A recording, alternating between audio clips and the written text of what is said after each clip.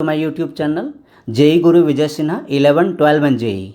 आज की वीडियो मार्च 9 के लिए बिल्कुल एक्सक्लूसिव वीडियो है। मैं आज प्रोबेबिलिटी की रिवीजन करा रहा हूँ, conditional probability, independent events and Bayes theorem.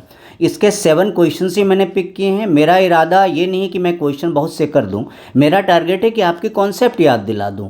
तो आपके तीनों कॉन्सेप्ट बिल्कुल अच्छी तरह याद आ जाएंगे। आप वीडियो के एंड तक बने रहना। चैनल पर पहली बार हो सब्सक्राइब करके रख लो। 8 मार्च तक डेली आपको बहुत इंपॉर्टेंट क्वेश्चंस की वीडियो मिलेगी। साथ ही साथ बाद में भी चैनल काम आएगा, क्योंकि जेई के लिए इस पर मैथ्स एंड फिजिक्स के सारे वीडियो आएंगे। साथ साथ आपके फ्रेंड एंड रिलेटिव जो 11, 12 में हैं उनको भी ये चैनल बहुत हेल्प करेगा। चलिए हम लोग फटाफट आगे बढ़ते हैं। तो फर्स्ट क्वेश्चन आप देख रहे हैं, पूछ रहे हैं कि क्या इंडिपेंडेंट इवेंट है। तो इसके लिए क्या करेंगे, पहले हम P इंटू पी एफ निकाल लेंगे। दो इवेंट हमारे पास E एंड F। तो पहले हम E इंटू एफ निकालते हैं। तो 3/5 इंटू 3/10 तो हमारा होता है 9/50।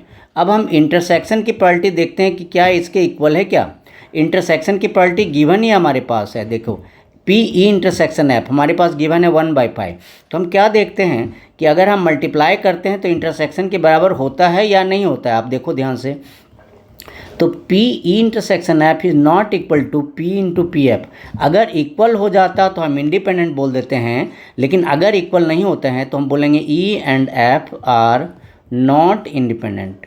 तो ये आपकी पहली थ्योरी हमने करा दी कि इंडिपेंडेंट होने के लिए इंटरसेक्शन इक्वल टू प्रोडक्ट होना चाहिए, और अगर नहीं होता है तो इंडिपेंडेंट बिल्कुल नहीं है। सेकंड क्वेश्चन में 2 इवेंट हैं, आप देख पा रहे हो। एक बार म्यूचुअली एक्सक्लूसिव है और सेकंड टाइम आप क्या देख रहे हो, इंडिपेंडेंट है। तो इस बार हम 2 पैटर्न से करेंगे। एक हम करेंगे एक्सक्लूसिव के लिए और दूसरा हम करेंगे किसके लिए, हम करेंगे इंडिपेंडेंट के लिए। तो आप देखो म्यूचुअली एक्सक्लूसिव के लिए क्या होता है, ध्यान रखो। नंबर 1, फॉर म्यूचुअली एक्सक्लूसिव आप कंडीशन याद करो क्या होता है, क्या इंटरसेक्शन होती है या जीरो होती है। म्यूचुअली एक्सक्लूसिव के लिए इंटरसेक्शन हमारा जीरो ही होता है। तो P A intersection B zero हो जाएगा। तो हम क्या करते हैं, फॉर्मूला लगा देते हैं इंटरसेक्शन बी का। तो देखो क्या होगा, P A plus P B minus P A union B. तो ये सारा लगाने के बाद जीरो आना चाहिए। सबकी वैल्यू पुट करो। जब सबकी वैल्यू पुट करोगे तो आपको पी की वैल्यू मिल जाएगी। तो half plus P minus 3/5 is equal to 0। तो हम p अगर कैलकुलेट करें तो क्या हो जाता है, p is equal to 3/5 minus half. LCM ले लेते हैं, 5 2 जा 10। एलसीएम लेने के बाद हमारे पास आता है 5 2 जा 10, 6 माइनस 5 1/10। तो p की वैल्यू हमारे पास कितनी हो जाती है, हमारे पास p की वैल्यू 1/10 आ जाती है। अब सेकंड पार्ट में देखो, सेकंड पार्ट में बोल रहे हैं कि इंडिपेंडेंट इवेंट्स है। सेकंड पार्ट में क्या कर रहे हैं कि ये इंडिपेंडेंट इवेंट्स है। आप याद करो कि इंडिपेंडेंट इवेंट के लिए क्या होता है, आप याद करो इंडिपेंडेंट इवेंट्स के लिए क्या होता है। आप अभी हम लोगों ने किया था, इंडिपेंडेंट इवेंट के लिए क्या होता है, अभी किया था। इंटरसेक्शन इज इक्वल टू होता है प्रोडक्ट। क्या होता है, इंटरसेक्शन किसके बराबर होता है, प्रोडक्ट के बराबर होता है। तो P A intersection B is equal to P A into P B. ये तो हमारी कंडीशन है इंडिपेंडेंट की। अब हम पी ए इंटरसेक्शन बी का फॉर्मूला जैसे हमने पुट किया था वो वाला फॉर्मूला पुट करते हैं। P A plus P B minus P A intersection B, और राइट हैंड में तो कैरी ऑन कर देता हूँ, P A into P B. सबकी वैल्यू डालते हैं, पी कैलकुलेट कर लेते हैं। लो सबकी वैल्यू हम लोग डाल देते हैं। तो क्या होता है, half plus P minus 3/p is equal to half into P. चलिए हम लोग सॉल्व करते हैं। तो ये होता है half minus 3/p 5 is equal to p/2 minus P. आप सॉल्व करके देखते हैं p आ जाएगा। तो 2 5 जा 10, 5 माइनस 6 2 p माइनस 2p। तो ये हमारा आ जाता है minus 1/10 is equal to minus 1p/2। तो हमारा माइनस कट जाता है, 10p इज इक्वल टू 2। तो therefore p is equal to हमारा क्या आ जाता है, 1/5। अब सेकंड क्वेश्चन हम लोग देखते हैं। ये थर्ड क्वेश्चन, 2 तो हो गए। अब थर्ड क्वेश्चन देखिए। थर्ड क्वेश्चन बहुत ही इंपॉर्टेंट, इन्होंने पूछा है p not A and not be. तो नॉट ए नॉट बी वाला क्वेश्चन बड़ा ट्रिकी जैसा होता है। तो P not a not be को बार लगा देते हैं, ए बार इंटरसेक्शन बी बार। डिमॉर्गन्स का फॉर्मूला यूज कर लीजिए आप। डिमॉर्गन्स का फॉर्मूला क्या कहता है, यूनियन बनाकर आप नॉट कर दो, ए यूनियन बी नॉट बोलो या ए यूनियन बी बार बोलो। तो माइनस करना पड़ता है बार को हटाने के लिए, पी ए यूनियन बी। अब ए यूनियन बी का फॉर्मूला डालकर सारे वैल्यू पीछे से डाल दो। अगर आपको दिक्कत हो तो आप पॉज करके देख लो, या फिर कभी ज़रूरत पड़े तो बैक करके देख लो। तो मैं वैल्यू डालूँ फटाफट, P A plus P B minus P A intersection B, सारी वैल्यू पुट कर देता हूँ। क्या क्या हमारे पास वैल्यू तो हैं ही सारे, तो सारे वैल्यू हम पुट कर दें। तो 1/4 प्लस 1/2 माइनस 1/8, अगर मैं सारा पुट कर देता हूँ तो सॉल्व करके देखता हूँ। 1 माइनस ये आपकी 8 हो गई, 2 प्लस 4 माइनस 1, तो ये हो गए 1 माइनस कितनी हो गई, 1 माइनस 5/8। तो फाइनल आंसर क्या बन गया हमारा, 3/8।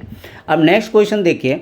नेक्स्ट क्वेश्चन बहुत ही इंपॉर्टेंट एग्जाम के लिए, ऐसा लग रहा है जैसे बिल्कुल आ गया, फिगर बदल सकते हैं लेकिन क्वेश्चन तो ऐसा लग रहा है बिल्कुल आ ही गया, लग रहा है कि पहले से पब्लिश है। देखो हमारे पास दो इवेंट हैं, ए और बी का इवेंट पहले से पता है। देखो पी ए, क्वेश्चन में पढ़ नहीं रहा हूँ, टाइम लॉस हो जाएगा। दो प्रायोरिटी है, इवेंट ए एंड बी हैं, दोनों की वैल्यू है।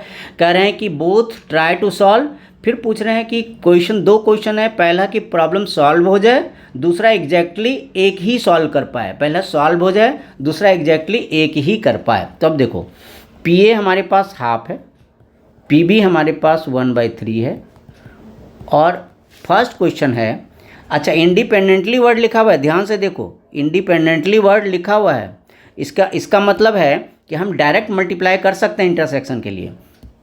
तो चलिए हम लोग निकालते हैं फर्स्ट क्वेश्चन। फर्स्ट में है problem is solve, priority that problem is solve. तो प्रॉब्लम इज सॉल्व का मतलब है कि at least one person solve the problem.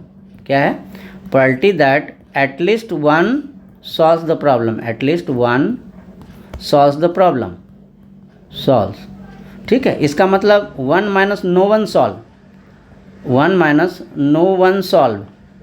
No one solve का मतलब ए सॉल्व नहीं करता है, बी भी सॉल्व नहीं करता। 1 minus A does not solve and B does not solve, इसका मतलब ये होता है। तो ये इंडिपेंडेंट इवेंट है, डायरेक्ट मल्टीप्लाई कर सकते हैं आप, P E bar into P B बार।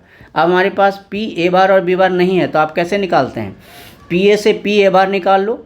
तो पी ए से पी ए बार निकाल लेते हैं, 1 माइनस पी ए, ये निकाल लेते हैं। और पी बी बार कैसे निकालेंगे, 1 माइनस पी बी कर देंगे। तो नॉट निकालने के लिए क्या करना पड़ता है, 1 माइनस। तो हमारे पास पी ए की वैल्यू हाफ है और पी बी की वैल्यू 1/3 है, तो हम दोनों वैल्यू लगा दें, तो 1 माइनस हाफ हो गया और ये 1 माइनस 1/3 हो गई।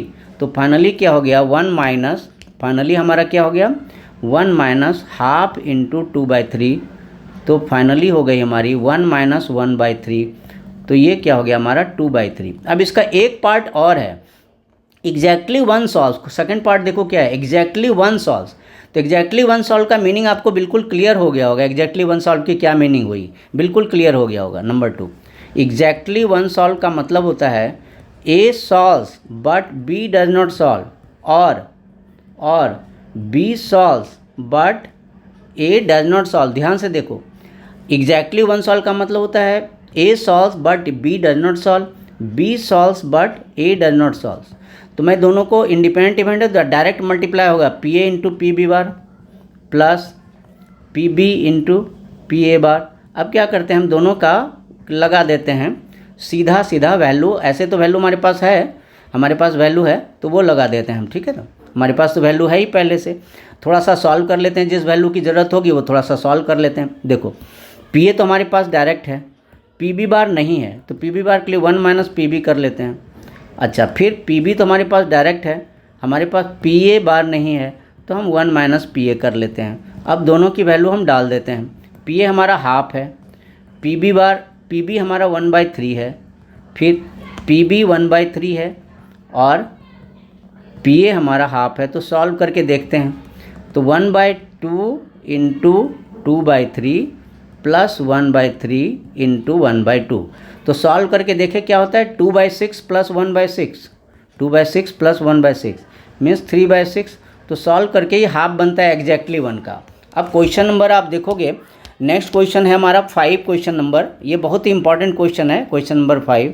आप ध्यान से पढ़ो। तो इसमें क्या है, हमारे पास कंडीशनल यूज किया है। देखो हिंदी का क्या क्या दिया हुआ है, देखो हिंदी का दिया हुआ है 60%, 40% इंग्लिश की दी हुई है, 20% बोथ दिया हुआ है, हिंदी एंड इंग्लिश।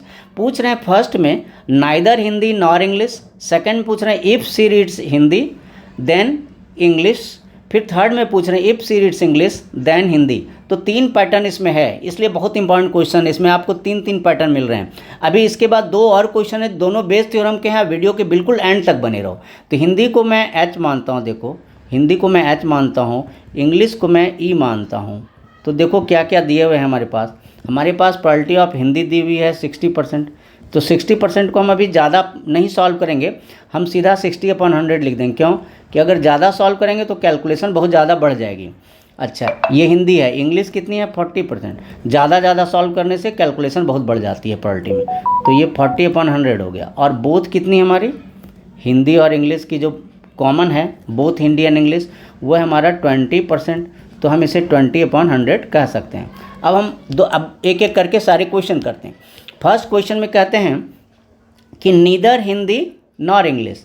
तो ए में क्या कहते हैं? नॉट एच एंड नॉट ई। तो हम लोग इंडिपेंडेंट इवेंट्स उन्होंने बोला हुआ है। देखो क्वेश्चन में इंडिपेंडेंटली वर्ड बोला हुआ है या नहीं बोला हुआ है?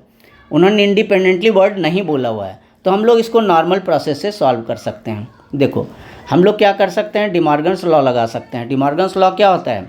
इसको यूनियन बनाकर हम लिखते हैं एच यूनियन ई, उल्टा कर देते हैं। देखो इंटरसेक्शन से यूनियन बना देते हैं, यूनियन से इंटरसेक्शन बना देते हैं और बार का साइन लगा देते हैं। तो 1 माइनस हो जाएगा एच यूनियन ई। तो आप फॉर्मूला लगा लो नॉर्मल और वैल्यू पुट कर दो। देखो नॉर्मल फॉर्मूला लगा लेते हैं।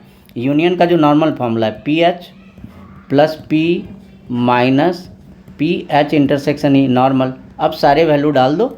चलो सारी वैल्यू पुट करें। 1 माइनस 60/100 प्लस 40/100 माइनस 20/100। तो फाइनली सॉल्व करके कितना आता है हमारा? फाइनली सॉल्व करके हमारा आता है 1 माइनस 80/100।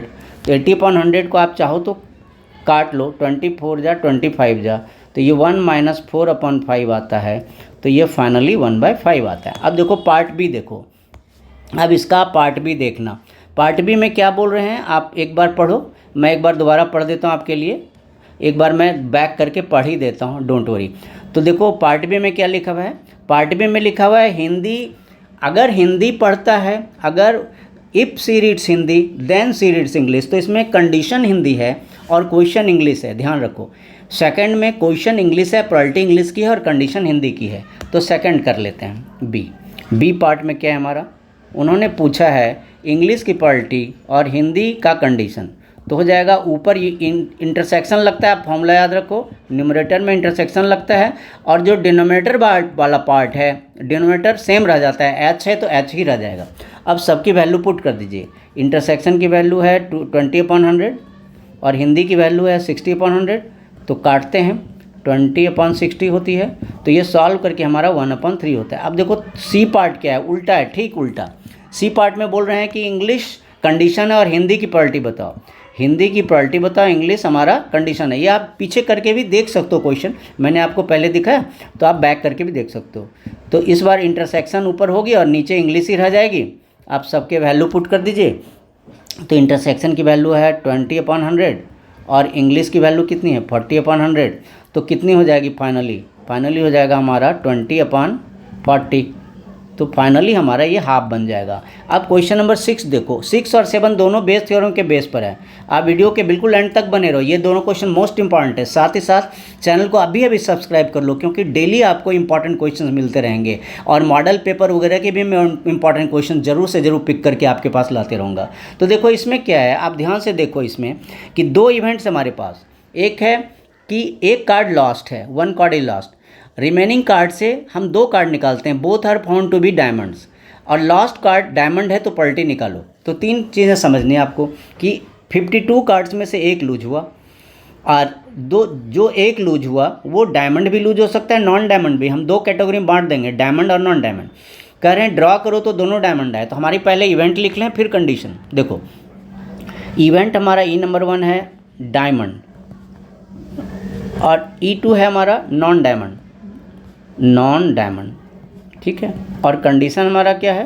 क्वेश्चन में हमारा कंडीशन है both diamonds. Drawn cards are both the drawn cards are diamond, both cards are diamond, both drawn cards are diamond. तो ये हमारी condition, both drawn cards are diamond.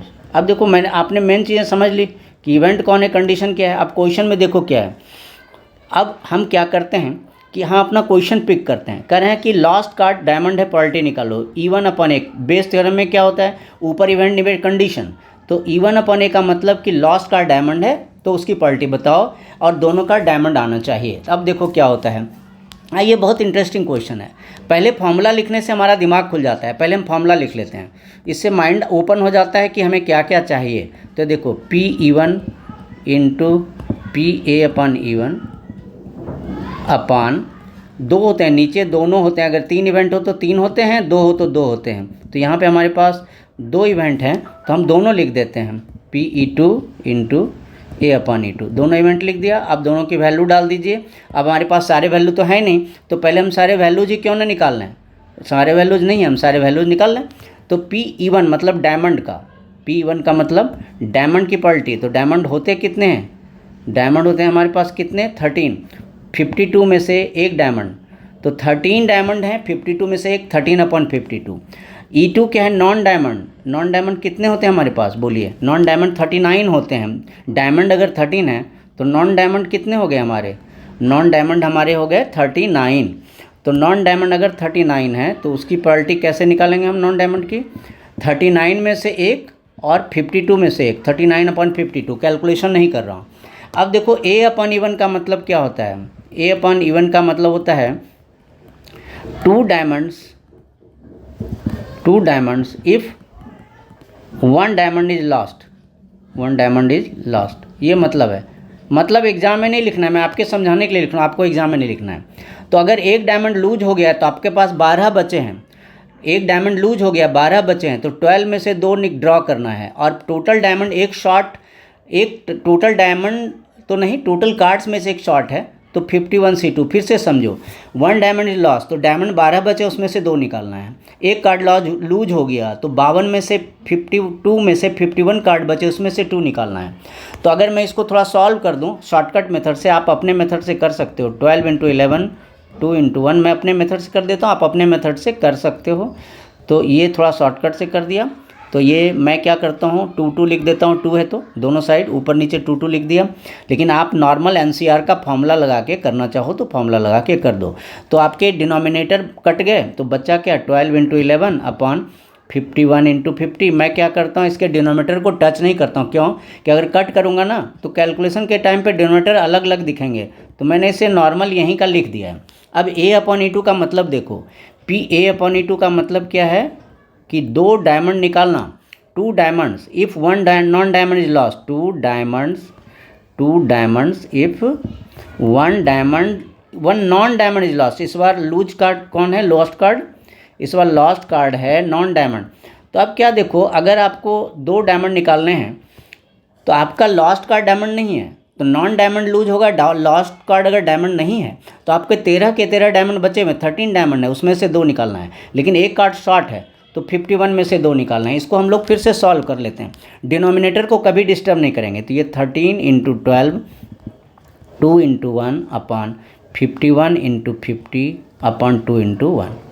तो अगर हम डिनोमिनेटर को काटें तो 13 × 12 अपान 51 × 50, फिर से हम डिनोमिनेटर को चेंज नहीं कर रहे हैं क्योंकि नहीं तो हमारा कैलकुलेशन बहुत टफ हो जाएगा।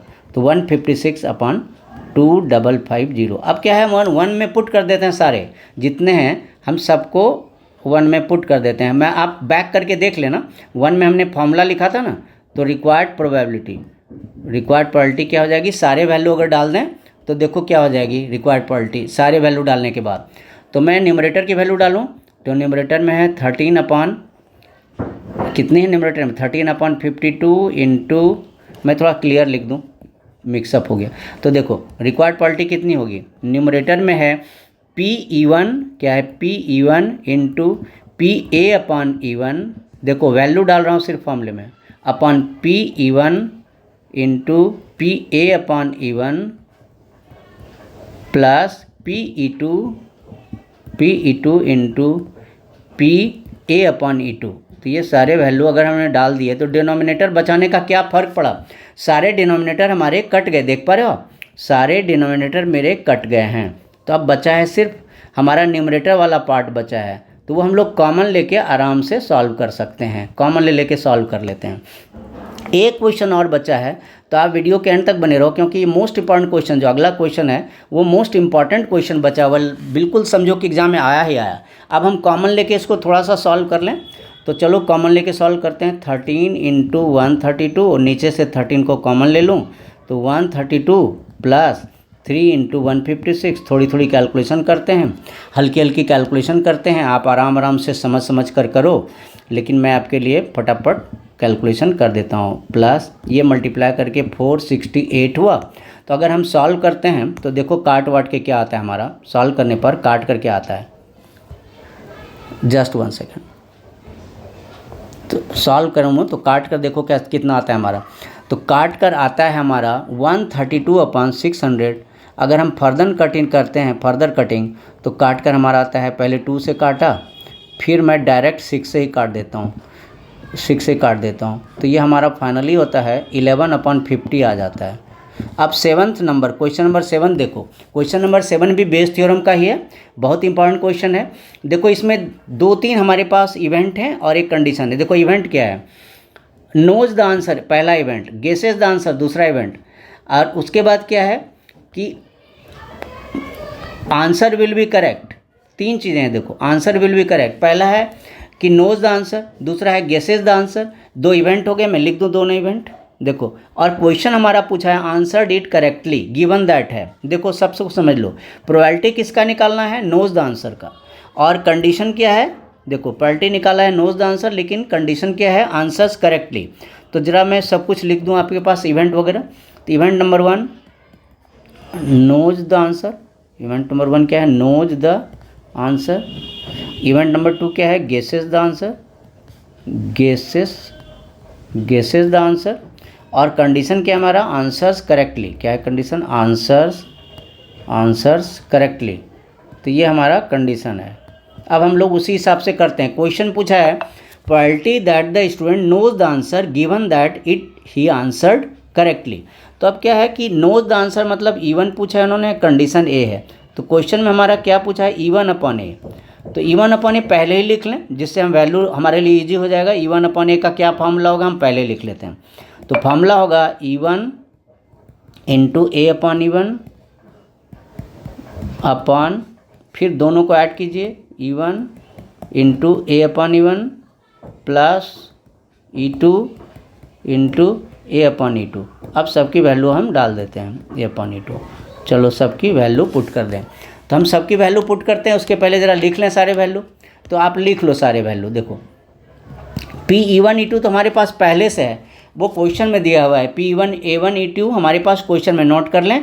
क्वेश्चन में E1 है हमारे पास कितनी है, 3/4, और E2 कितनी है, 1/4। तो वो दोनों तो हमारे पास दिया हुआ है। देखो E1 E2 तो हमारे पास गिवन है। E1 क्या है, 3/4, ये हमारे पास गिवन है, और E2 हमारे पास 1/4, ये गिवन है। अब हमें बाकी चीज़ें ज़रा सॉल्व कर लेनी चाहिए। तो देखो A/E1 का मतलब क्या है, नोज एन आंसर करेक्टली। क्या है इसका मतलब है, answers correctly if he knows. क्या है इसका, answers correctly if he knows. तो अगर ऐसा है तो आंसर 100% करेक्ट होगा। तो 100% प्रोबेबिलिटी को हम कहते हैं 100/100 मतलब 1। तो ये प्रोबेबिलिटी हमारी हो गई 1। चलो अब दूसरा देखो, A/E2 का मतलब क्या है। A/E2 का मतलब है करेक्ट आंसर करता है गेस के थ्रू। क्या है, answer correctly if he guesses, correctly if he guesses. अगर इफ़ ही गेसेस है तो कितनी हो जाएगी बोलो, 1/4, क्योंकि 4 चॉइस हैं, 4 चॉइस के मल्टीपल क्वेश्चन हैं, तो एक करेक्ट हो सकता है। सबको आप पुट कर दीजिए फ्रॉम 1, सारी वैल्यू हम 1 में पुट कर देते हैं। तो देखो क्या होता है, P(E1/A). तो आप जब सारे वैल्यू पुट करोगे तो आपका आंसर कैसा हो जाएगा, P(E1 × A/E1 upon E1 × A/E1 plus E2 × क्या होता है, E2 × A/E2, E2 × A/E2। तो जब हम इसको सॉल्व करेंगे तो हमारा आंसर हो जाएगा। तो इस क्वेश्चन के साथ आज की वीडियो वाइंड अप करता हूँ। आप चैनल को सब्सक्राइब करके जल्दी मिल जाए बहुत अच्छी वीडियो के साथ। Thank you so much, see you soon.